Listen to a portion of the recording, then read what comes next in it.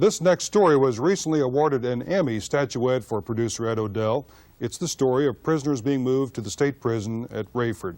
Also nominated for sound in this story was soundman Blair Somberg. The story is still the same. Here's Ed Odell.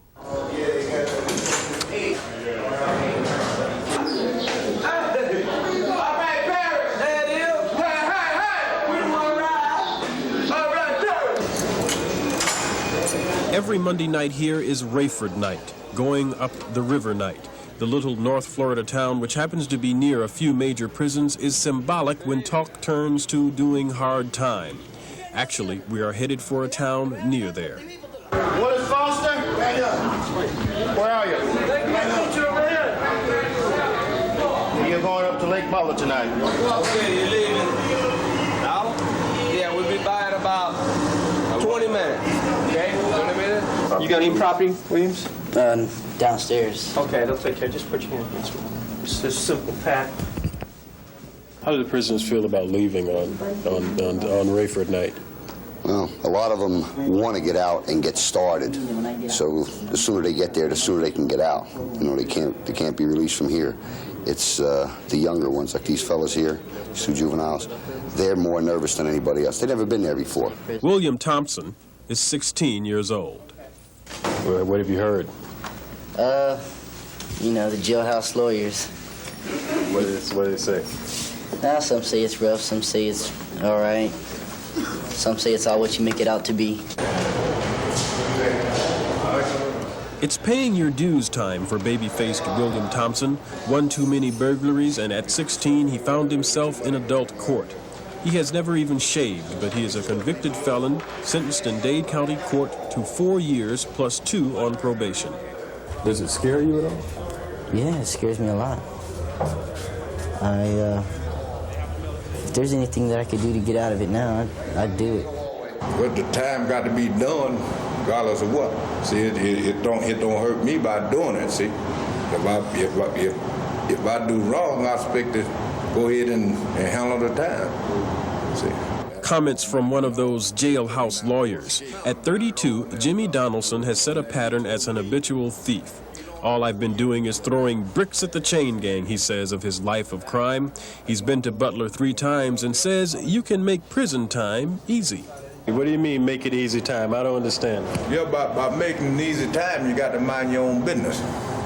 See, you see people get stabbed up there. You see a whole lot of stuff happen. See, up the FSP and Union Correction, you up there with people got a life sentence. You got people up there you never getting out of prison.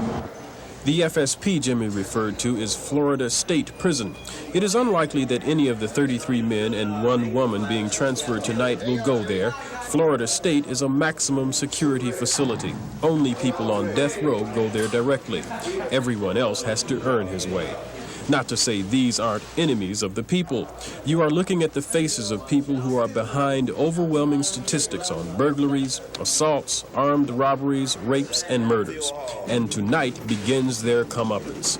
They will be stuffed into 3 vans and a station wagon, caged in for a 6-hour drive.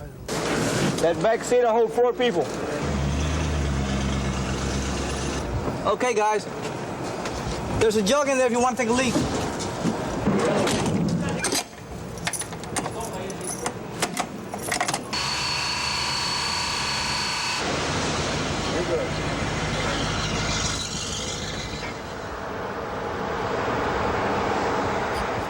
Each county in the state is responsible for transporting its prisoners to Lake Butler, and all convicted felons go to the Lake Butler facility before they are transferred to a permanent institution.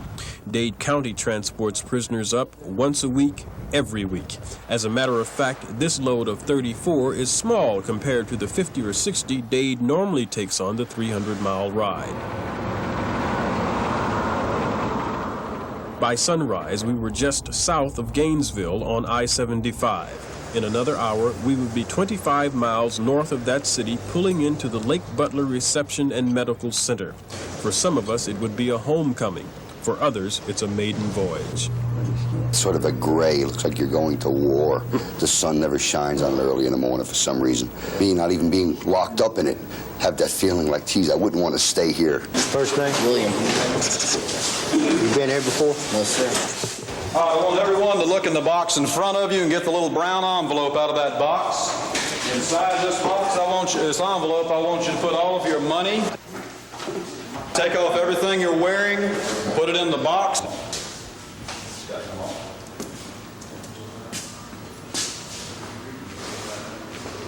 All right, run your hands through your hair and shake it out, good? Move it on inside. Give me about 3 lines just inside. What is Lake Butler? No, it's not a prison per se. It's the Florida Department of Corrections Central Intake Unit. This is where the prisoner is oriented to the system's programs for rehabilitation and its rules and regulations. Besides the normal routine of prints and pictures, the inmates are checked medically and given tests to evaluate their educational background and their psychological makeup, all of which goes into the prisoner's personal file designated by his number. This file room gives you an idea of how many repeat offenders we have in our prison system. The first time you come here, you get a number. If you come a second time, you get the same number with the letter A. If you come back a third time, you get the same number with the letter B, and so on. Here's the letter J. Now you add up how many times this guy's been back here. I'm just going to ask you a bunch of questions this morning. Through personal contact like this, 12 so-called classification teams evaluates the prisoner and orients him to the system's programs for rehabilitation. The opinion of the team plus the inmate's crime and behavior is the difference between him being sent to a minimum or a maximum security unit.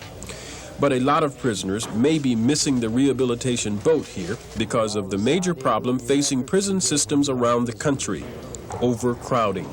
Classification specialist Gene Gordon. One of the problems that we just experienced is that we had our caseloads grew such that it minimized our contacts with the individual. And of course, when you minimize your contact, then you're not going to get to know him as an individual as you would like to.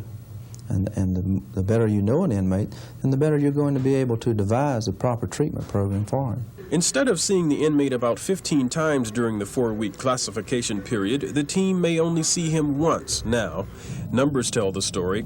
The facility was constructed on 52 acres to hold 750 inmates. Today's count is 1,213. You can see the overcrowding too.